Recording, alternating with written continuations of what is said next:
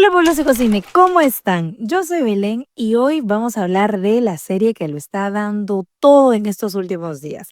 En la serie Adolescencia nos encontramos con un retrato inquietante de la mente de un adolescente envuelto en un crimen brutal. A lo largo de este análisis exploraremos las razones psicológicas y sociales que influyeron en su comportamiento, su familia, el colegio, la etapa de su desarrollo personal y también intentaremos responder la pregunta más grande: ¿Jamie nació así o fue el entorno el que lo moldeó? ¿Es un psicópata en formación o una víctima de su contexto? La serie nos presenta de inmediato una escena impactante: la redada en casa de los Miller. Jamie, que apenas tiene 13 años, es arrestado como sospechoso de asesinato.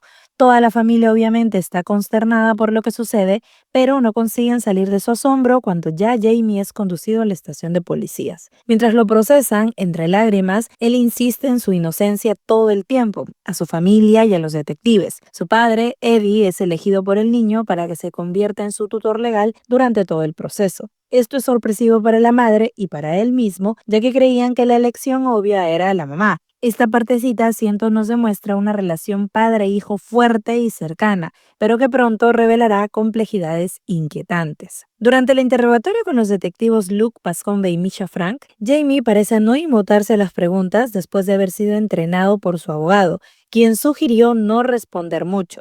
Sin embargo, los detectives nos dan una pista crucial sobre Jamie, donde se revela que él ha hecho varios comentarios sexualmente explícitos sobre modelos femeninas en sus redes sociales. Aunque esto puede ser propio de una curiosidad natural por el sexo opuesto, dada la etapa de su desarrollo, sí evidencia una falta de orientación y dirección de esta curiosidad hasta el conocimiento saludable. También evidencia ausencia de control de los padres que permitirían el uso libre de las redes sociales a alguien tan chiquito, pero de eso hablaremos más tarde. El Instagram del adolescente resulta ser una fuente de información muy importante. En general, las redes sociales de los adolescentes pueden revelar muchos aspectos de su personalidad y estado psicológico, ya que reflejan sus intereses, emociones, relaciones y formas de actuar con el mundo. Checar el perfil o la cuenta de alguien en Internet nos permite tener un atisbo de su propia expresión de identidad, sus descripciones, fotos o intereses, su estado emocional a través de sus publicaciones y el tipo de relaciones interpersonales que establecen junto a habilidades de comunicación. Es completamente verdad que las redes sociales jamás nos harán conocer a alguien en su totalidad, menos a un adolescente, y que no siempre es fácil interpretar sus publicaciones, pero sí pueden ser una herramienta para entender mejor lo que está pasando en su mente. El analizar las redes sociales de Jamie también marca un punto importante en la serie: la forma en cómo los adolescentes se relacionan con el sexo opuesto. Se descubre entonces que Katie Leonard, una chica que asiste a la misma escuela de Jamie, sufrió un ataque terrible y murió. Claramente Jamie es el principal sospechoso. La tensión aumenta muchísimo cuando los detectives muestran las imágenes de seguridad donde Jamie ataca a Katie. Su padre, quien había estado en total negación hasta entonces, producto también de la inocencia que mantenía su hijo, se enfrenta a la dura realidad y se desmorona en esta escena tan triste y justo por eso tan bien lograda.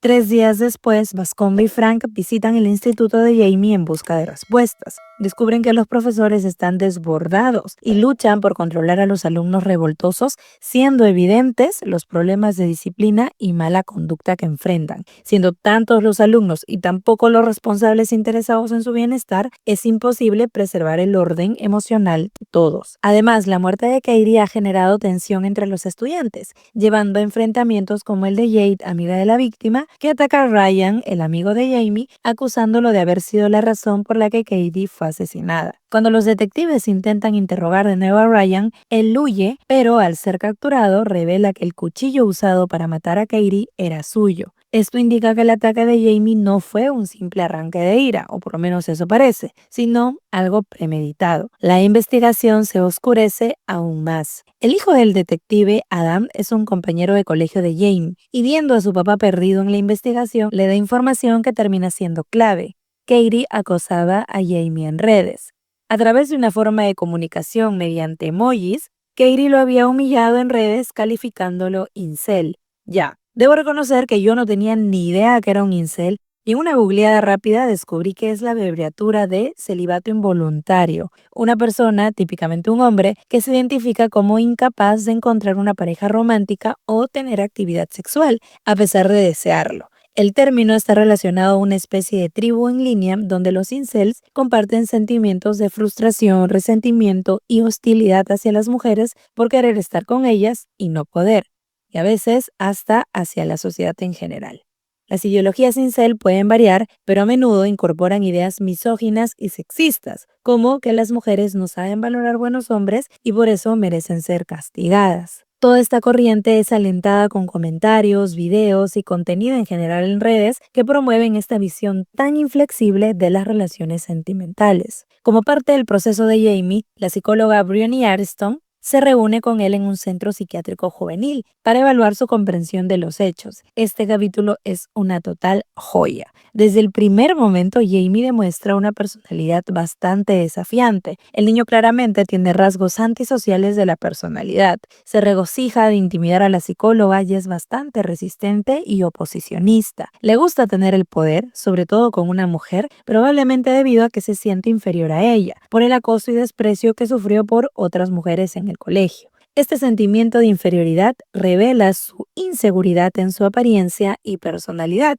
sintiéndose no merecedor de su atención y afecto. En algún punto de la conversación, Jamie también alardea de haber tenido algún tipo de interacción sexual con algunas adolescentes. Sin embargo, rápidamente se retracta. La adolescencia es una etapa en la que la validación del grupo es fundamental. Muchos suelen mentir por encajar con sus amigos o para no sentirse menos experimentados, ya que la madurez sexual en ocasiones se convierte en una suerte de competencia y algunos mienten para no quedarse atrás con sus compañeros. Su falta de remordimiento, sus arrebatos de ira y su manipulación emocional nos llevan a preguntarnos si estamos viendo los primeros signos de un trastorno antisocial de la personalidad.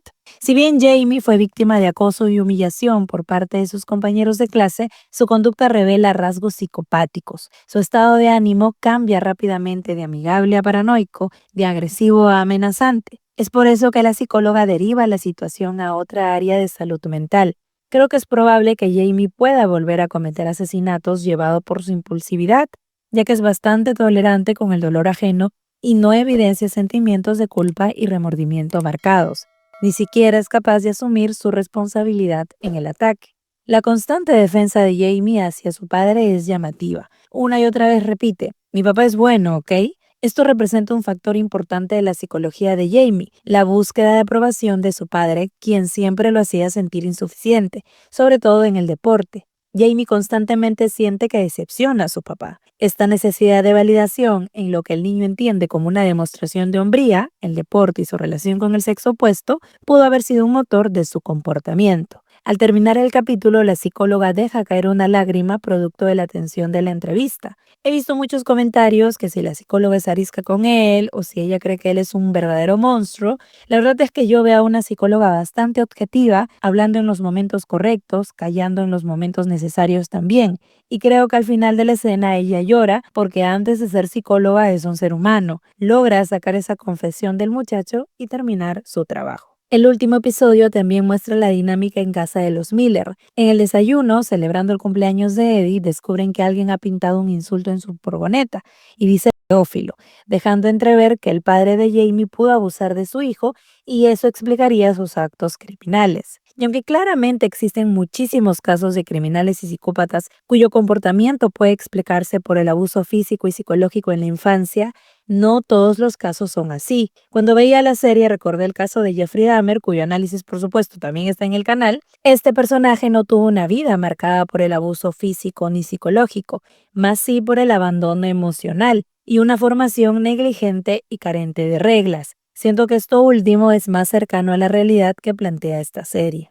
Por otro lado, hay un factor que no se toca y el cual me parece que tiene que ser considerado, el factor genético de la psicopatía, que como ya hemos conversado en otros videos, por ejemplo el de Tenemos que hablar de Kevin, puede influenciar en el desarrollo de la psicopatía junto a otros ingredientes como el de la crianza o el vínculo con figuras paternas.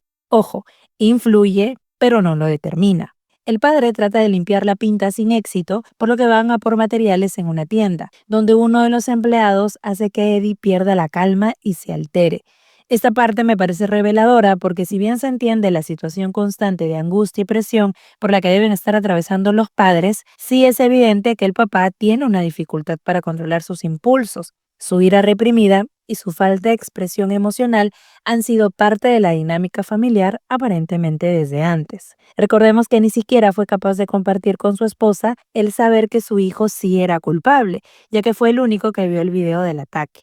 Podemos inferir que, a pesar de amar a su familia, abrirse a la vulnerabilidad y a la conexión emocional con su hijo no era su fuerte, y esto es percibido por el niño. De ahí el interés de la psicóloga en averiguar la dinámica de su relación. De vuelta a la casa, Eddie y Amanda se plantean su parte de culpa en los actos de su hijo Jamie. ¿Podrían haber evitado que Jamie llegara a este punto? Esta escena es dura de ver y bastante conmovedora, porque los padres se enfrentan a una verdad cruel. Tras la confesión de su hijo del crimen, asumen que, al ser padres, tienen un nivel de responsabilidad sobre los actos de su niño. La madre hace un análisis de la falta de supervisión del adolescente en las noches en que se quedaba hasta tarde en redes y cómo permitieron que se aislara cada vez más. El punto es que la falta de un modelo de crianza adecuado, dificultad en los límites y negligencia ponen en mayor vulnerabilidad al niño y al adolescente. Sin embargo, la serie también nos deja una reflexión importante. Aunque los padres tienen un impacto en la vida de sus hijos, no se les puede culpar de todo. A veces hay factores más allá de su control. No por nada la serie se toma el tiempo de mostrar los principales entornos de socialización del niño: la familia, el barrio, el colegio, las redes sociales, el acoso. No lo hace como relleno, sino para demostrar que la suma de todo esto influye en lo que termina convirtiéndose Jamie. La adolescencia es una etapa de crisis, de búsqueda de validación y de conflictos emocionales. Jamie solo es el producto de su entorno, de su crianza y de su personalidad en desarrollo. Hasta aquí el video de hoy. Cuéntame, pueblo, ¿qué te pareció? La serie a mí me impresionó bastante. Netflix de vez en cuando saca una que otra cosita interesante. Déjenme en los comentarios sus preguntas, lo que les pareció el video, y ya saben que para formar parte del Pueblo Psicocine tienen que seguirme, denle ahí al botón suscribirse y a la campanita para que les avise cada nuevo video. Nos vemos en una siguiente oportunidad. ¡Chao!